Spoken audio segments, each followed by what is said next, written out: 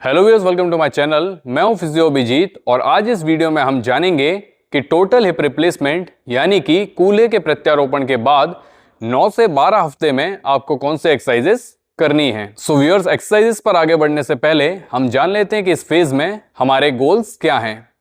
तो इसमें जो सबसे पहला गोल है वो ये है कि आपके जो प्रिकॉशंस हैं उनके बारे में आप अपने सर्जन से पूछ लें, यानी कि क्या सावधानी आपको रखनी है इस बारे में आप बात कर लें।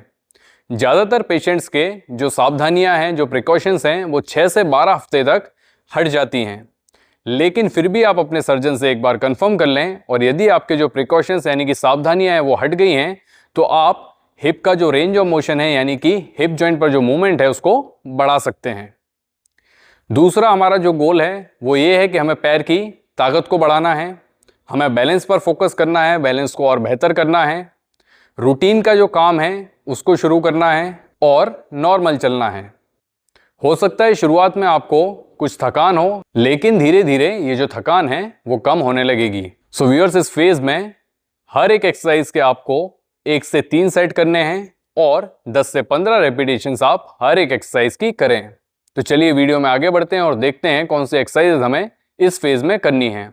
उससे पहले यदि आप मेरे चैनल पर नए हैं तो चैनल को सब्सक्राइब कर दें, वीडियो को लाइक कर दें और साथ ही साथ बेल आइकन दबाना ना भूलें ताकि आगे आने वाली वीडियोस की नोटिफिकेशन आपको मिलती रहे। यदि आप मुझसे ऑनलाइन कंसल्टेशन लेना चाहते हैं, ऑनलाइन रिहैब कराना चाहते हैं तो स्क्रीन पर दिए गए नंबर पर कॉल या व्हाट्सएप करके जरूर कॉन्टैक्ट करें। इस एक्सरसाइज में आप एक चेयर पर बैठ जाएं। आपको ऐसी कुर्सी लेनी है जिसमें आर्म रेस्ट हो। अब आर्म रेस्ट पर हाथों से सपोर्ट लेते हुए आप ऊपर उठें और कंट्रोल के साथ वापस नीचे आ जाएं।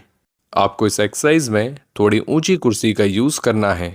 इसके बाद जब आप ये आसानी से करने लगें तो आप हाथों को इस तरह जांघ पर रखकर इस एक्सरसाइज को प्रोग्रेस करें। फिर आगे आप बिना हाथों के सपोर्ट से इस एक्सरसाइज को करें। इस एक्सरसाइज में आपको जो सर्जरी वाला पैर है उसको स्टेपर पर रखना है।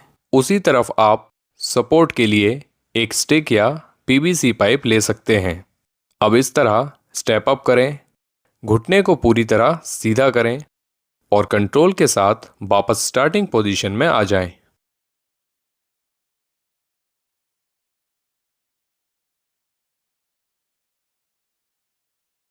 लेटरल स्टेप अप्स के लिए आपको जो सर्जरी वाला पैर है उसको स्टेपर पर रखना है। उसी तरफ के हाथ में सपोर्ट लेना है और घुटने को सीधा करते हुए लेटरल स्टेप अप करना है। आपको ध्यान रखना है कि इस एक्सरसाइज में आपका घुटना, हिप और जो एंकल है वो तीनों एक ही लाइन में होने चाहिए। घुटना इस तरह अंदर नहीं जाना चाहिए।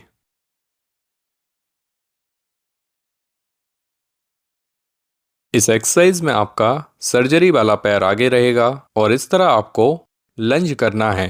कंट्रोल के साथ वापस आप स्टार्टिंग पोजीशन में जाएं।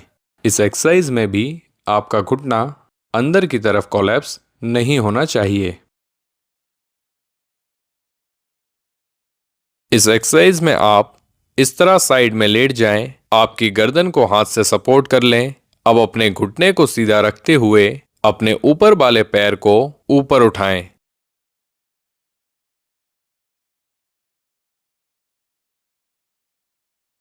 इस एक्सरसाइज में आप सीधे लेटकर दोनों घुटनों को मोड़ लें। अब कमर को ऊपर उठाएं और यहां से एक पैर को सीधा करें और ऊपर उठाएं। इस तरह दोनों पैरों से एक के बाद एक आपको ये मूवमेंट करनी है। इस एक्सरसाइज में आप सीधे खड़े होके अपनी दोनों एड़ी को ज़मीन से ऊपर उठाएं और फिर कंट्रोल के साथ नीचे लाएं। इस एक्सरसाइज से काफ मसल्स की स्ट्रेंथनिंग होगी। सिंगल लेग बैलेंस के लिए आप जो नॉर्मल पैर है उसको मोड़ लें और सर्जरी वाले पैर पर खड़े होकर बैलेंस करें। आप करीब 30 सेकंड तक इस तरह बैलेंस करने की कोशिश करें और धीरे धीरे इस टाइम को आप बढ़ाएं।